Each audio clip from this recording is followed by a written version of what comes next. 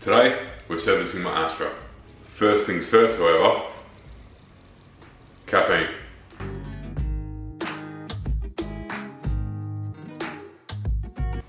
To service this Astra, or any car for that matter, we're going to need oil and an oil filter. We're going to need some tools. We're going to need something to drain the oil into. And we're going to need something to jack the car up and safely secure the car. So, we're going to have jack stands. We're going to have a trolley jack. We're going to have a drain tray and a drip tray just to stop spillage. We're going to need some hand tools to undo the oil filter, undo the drain plug, things of that nature. If it's got any plastic covers underneath, we're going to need to get them off. And we're going to need, obviously, oil and a new oil filter.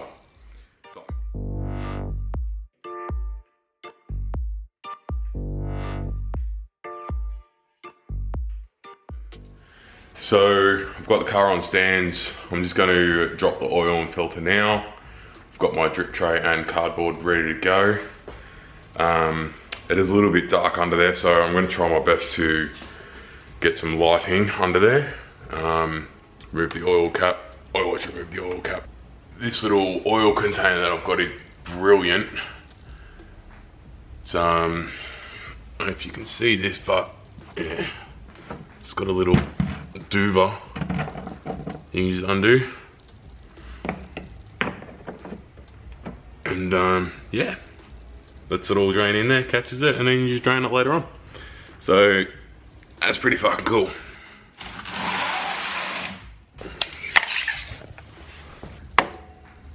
Alrighty, so oil filter is up under here. It'll be a cartridge type, so just use a socket to undo that. And then we need one of these little guys. Undo the drain plug there. And we're good to go. So we'll crack that, let that drain. Undo the oil filter at the same time. And yeah, let that all drain out for a little bit. Alright, so the amount of times that these things were stripped when I was a mechanic, the drain plugs, or drain nuts, whatever you want to call them, drain bolts. Because a lot of the time, it's like the what you think is the right socket is actually the wrong socket, it's too small. So they're really tight too. So yeah, a lot of the times they're buggered because someone's used the wrong tool. So make sure you're using the right tool. You've got to hit it with a hammer to get it in there. Just not smash it, obviously, but just touch it with a hammer just to make sure it's the right socket, right fit, and that way you're not going to destroy anything, because that will destroy your life. But yeah. Anyway, I'll show you what I mean. All right. There's a little bit of looseness there, and if you put a socket on that, I mean a ratchet on that, it's gonna freaking destroy you. That, you would think that's wrong, right? But give it a bit of a tap with a hammer.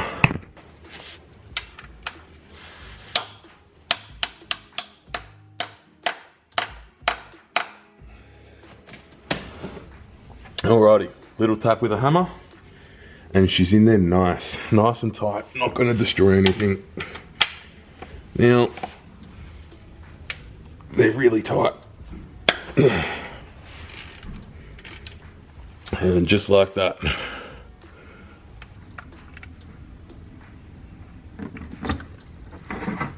Alrighty then. Now, my hand is covered. Not exactly what I wanted, but anywho. Alrighty, so all our parts are down here. Oil filter, I use Ryco. Generally speaking, they're pretty good.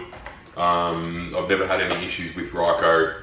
They're covered in warranties and logbook servicing and all that sort of stuff, so they're good quality. I like to use them. And then we just have some Penrite 540. It's what was listed on Repco's website, so we're going with it. The car's nothing special, it's just a turbo Astra. So yeah, we don't need anything drastic oil wise or parts wise or anything like that. All this stuff will do. Oh, that's a long way up. Oh. And this is why I use drip trays. Because I walked away for a second and now it's going everywhere. Anyway, that's fun. It'll be a fun cleanup. I might just whack that drain plug back in and then on my way to the oil filter so we don't make any more of a mess.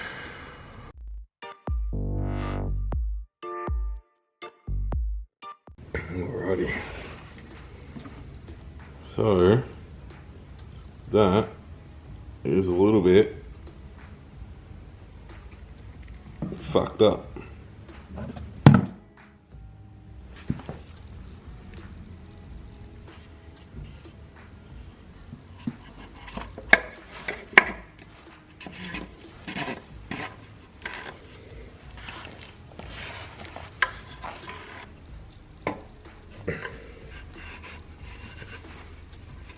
Oil filter is now done. Now we just gotta put the oil in. Yeah, now we just gotta put the oil in and drop it down and we can be on our way. It's taking way longer. I've just been screwing around doing other shit. Anyway, yeah, get stuck back into it, shall we?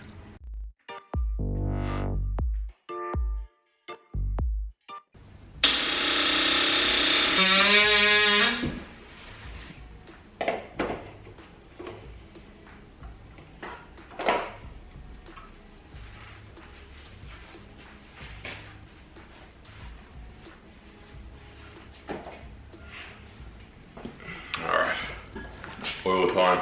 I don't know how much this takes, probably like maybe 4.5 litres ish. I'm just gonna wing it, see what happens.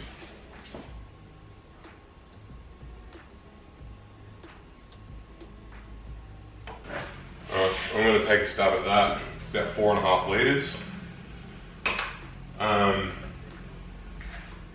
Give her a kick in the guts and see what happens.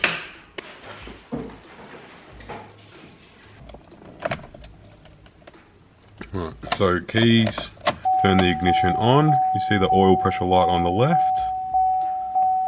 And then we will start the car. That oil pressure light should go away. There she goes. That means we've got oil pressure inside the engine and we're all good to go. There's no troubles. Oil light went out. That's a good sign.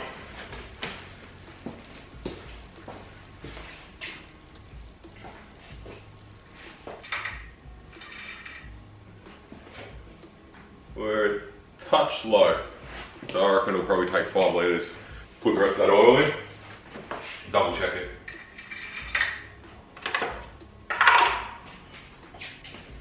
Oh, let's see how this goes. Can't bother going in the funnel.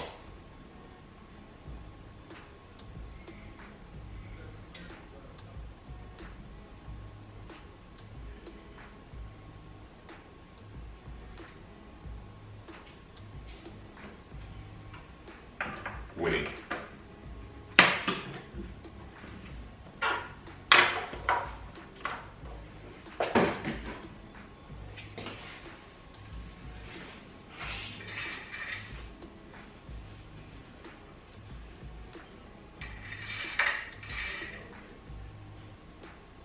And we're bang on. So 5 litres of oil,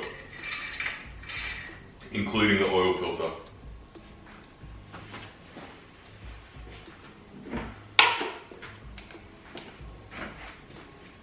Alrighty, so service is all done, and yes, I did have a bit of a wardrobe change. It is cold here tonight.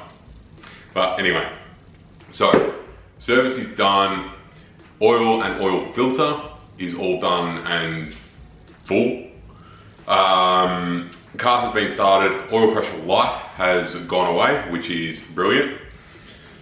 So unfortunately I forgot to show you the dipstick full and empty marks, but I will put a photo up here just so you can see and visualize what I'm talking about. Try to get this full mark when you're filling the oil. Try to get it as close as possible to the fill mark. A tiny bit over or under is okay, but try to be as precise as possible at getting that on there. You don't really want to be putting a litre over or a litre under or anything like that, because there could be some issues later on because of that. So try to get it as precise as you can. The best way to do this is by checking with the manufacturer, or there are apps and websites online. Places like Repco will be able to tell you how much oil your vehicle takes. So with that knowledge, you can just fill it up, start the car, check it, and you're all good. So, video is over, I think. Yeah. Maybe I'll put some stuff of me cleaning the rest of my mess or something. Anyway, that's it for today's episode. Car's done, we're ready to go. Going for a drive. See you later. Subscribe.